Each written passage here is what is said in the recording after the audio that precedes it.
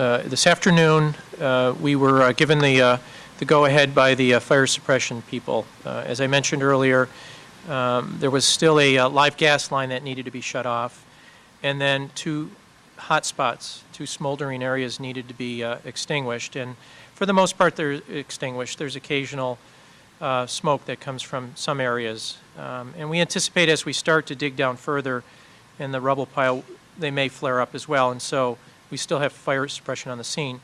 But for a few hours this afternoon, we did begin removal of some of the remains. Well, it begins with the first step of figuring out what total area do we have to cover and coordinate that off. And then it goes on to gridding the entire area. And then the team begins in each grid and goes forward looking for any remains in each of the grids.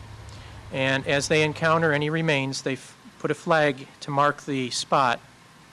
And then a system is used to actually electronically record the exact position of those remains.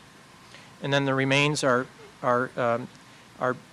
put in appropriate containers and removed from the scene, and then will be brought back to the medical examiner's office, where we will begin a lengthy process that will take weeks of DNA matching.